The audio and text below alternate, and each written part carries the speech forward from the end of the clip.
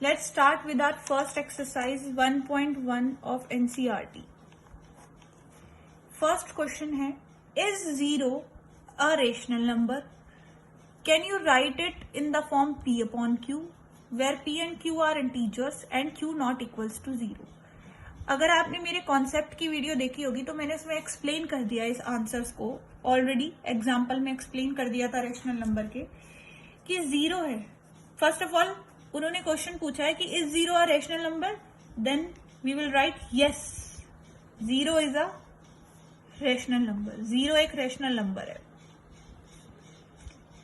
कैसे rational number है? 0 एक रेशनल नंबर है. एग्जाम्पल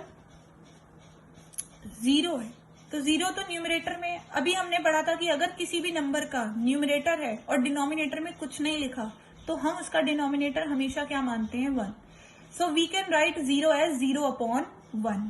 अब हमने इसे P अपॉन Q में लिख दिया है और P अपॉन Q में लिखने के बाद P और Q दोनों ही इंटीजर्स भी हैं. 0 भी इंटीजर है और Q भी यानी 1 भी इंटीजर है.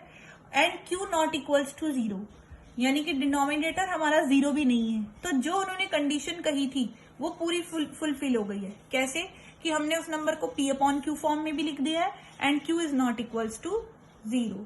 सो here we have written 0 as 0 upon 1, hence we have written it in the form P upon Q. इसलिए ये कैसा नंबर है? Rational number. Now next question is find 6 rational numbers between 3 and 4. अगर कोई हमसे पूछता कि एक रेशनल नंबर बताओ बिटवीन 4 एंड 7, तो हम बहुत इजीली बता देते कि 4 और 7 के बीच में 5 भी है और 6 भी है. अगर कोई हमसे बिटवीन 4 एंड 7 पूछेगा तो हम इजीली बता देंगे आंसर कि हमारे पास 5 भी है और 6 भी है.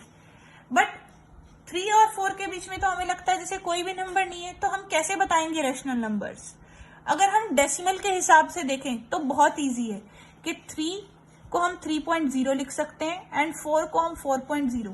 तो हम बहुत इजीली कह सकते हैं कि 3.0 और 4.0 के बीच में 3.1, 3.2, 3.3, 3.4 एंड सो ऑन. हम जितने चाहें उतने बता सकते हैं. लेकिन अब ये बहुत वन वर्ड आंसर है. अगर हमें इसे 1 मार्क्स से ज्यादा मार्क्स में बताना है तो 3 एंड 4 नहीं लिखेंगे. अब हम इसे ऐसे लिखेंगे, सबसे पहले हम 3 को लिखेंगे और 4 को. इनके डिनोमिनेटर में कुछ नहीं है तो इन्हें P अपॉन Q फॉर्म में लिखने के लिए हमने इनके नीचे डिनोमिनेटर में मान लिया 1. अभी भी डिनोमिनेटर 1 है, दोनों का डिनोमिनेटर हमेशा सेम रखना है. इक्वल टू लगाएंगे ऐसे. अब हम कहेंगे कि हमने डिनोमिनेटर को 1 से ज्यादा बना लिया है 10.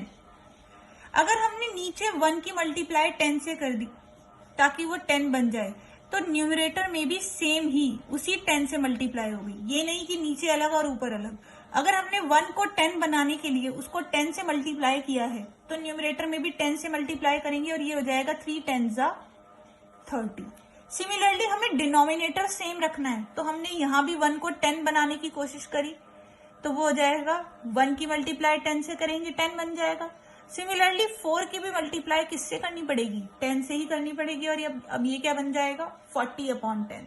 अब हमारे लिए कितना इजी हो गया कि 30 अपॉन 10 और 40 अपॉन 10 के बीच में इन दोनों के बिटवीन हम बहुत सारे बता सकते हैं. क्या क्या हो सकते हैं? 31 अपॉन 10, 32 अपॉन 10, 33 अपॉन 10, 34 अपॉन 10, क्योंकि हमें 6 बताने हैं, 35 upon 10 and then 36 upon 10.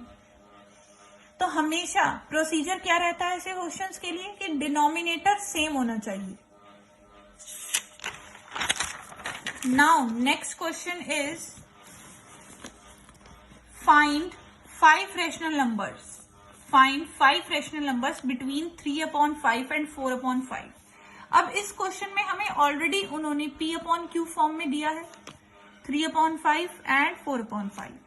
Again लेकिन डिनोमिनेटर तो सेम है 5, बट 3 और 4 के बीच में फिर से कोई नंबर नहीं है. तो यानी हमें इसे थोड़ा ज्यादा लेना है. 5 नहीं, 5 की जगह हम इसको 5 के मल्टीपल में बनाएंगे. यानी कि सबसे इजी होता है कि 5 को भी 10 से मल्टीप्लाई करके क्या बना दे? 50.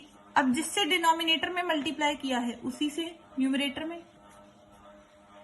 अगेन 4/5 में भी डिनोमिनेटर 50 बनाने के लिए नीचे किससे मल्टीप्लाई करेंगे, 10 से। और अगर नीचे 10 से मल्टीप्लाई किया है डिनोमिनेटर में, तो न्यूमरेटर में भी 10 से ही करना पड़ेगा।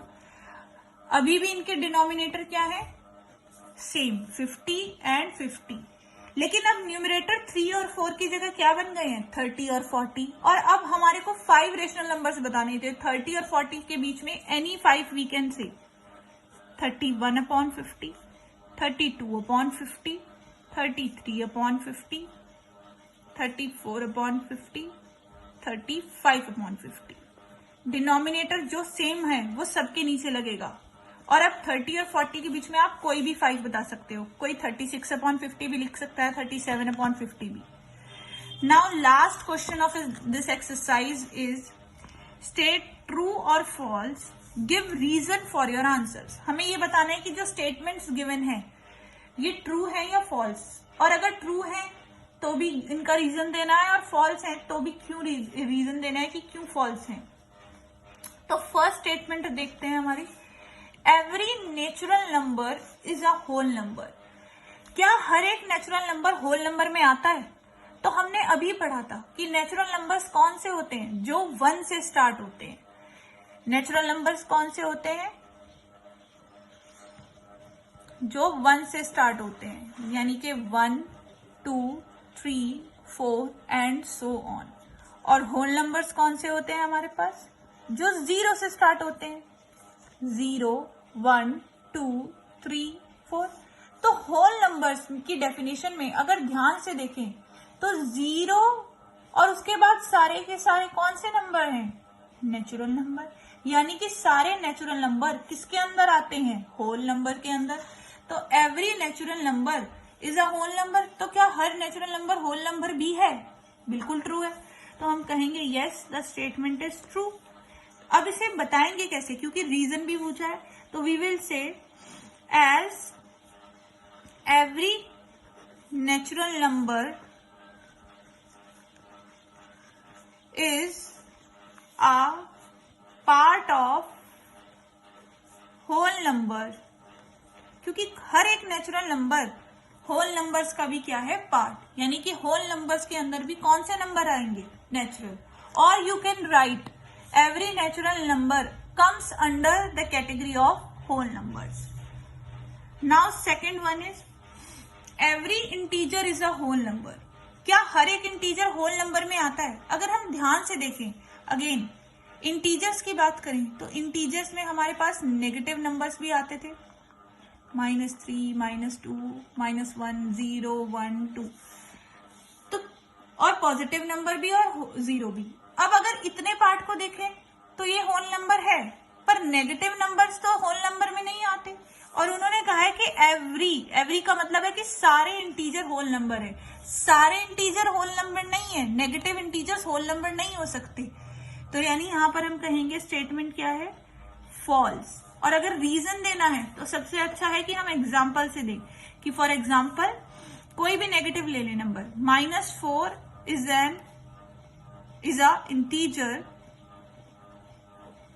But not a whole number. कि अब सबकी बात करी थी क्योंकि एवरी पूछा था। अब -4 इंटीजर तो है but not a whole number, पर ये एक होल नंबर नहीं है।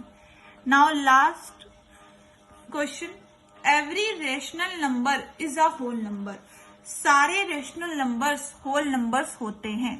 अब अगेन ये स्टेटमेंट रॉन्ग है कि अगर हमारे पास कहा जाए 4, अगर रेशनल नंबर की बात करी जाए तो अगर लिखा है 4 तो हमें पता है कि हम 4 को 4/1 लिखेंगे और 4 4/1 बोल दें, वो रेशनल भी है होल भी है।